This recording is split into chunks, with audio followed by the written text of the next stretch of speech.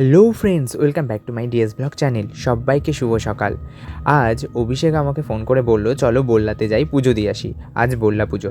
আসলে কোনো বছরই প্রথম দিন, বল্লা পুজোর প্রথম দিন পুজো দিতে যাওয়া হয় না। তবে জানি না এবার হুট করে অভিষেকও বলল, তাই অভিষেকের সাথে চলে গেলাম, কোনো 4-5 না ভেবে।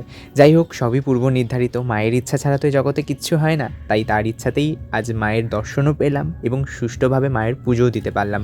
সত্যি আজ মাকে দেখে মন প্রাণ ভরে গেল।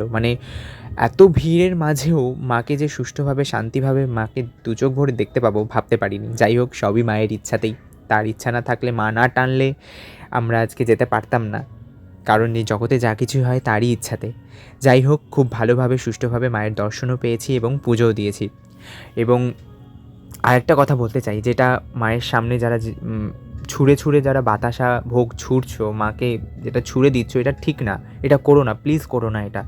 এতে মায়ের অপমান।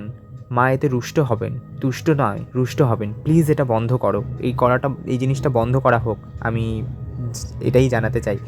যাই হোক, মা সবাইকে ভালো রাখুক, সুস্থ রাখুক, এটাই কামনা করি মায়ের কাছে। আর যারা যারা ভিডিওটা সাবস্ক্রাইব করোনি, প্লিজ একটা সাবস্ক্রাইব করে দিও। Thanks for watching. জয় মা বল্লা।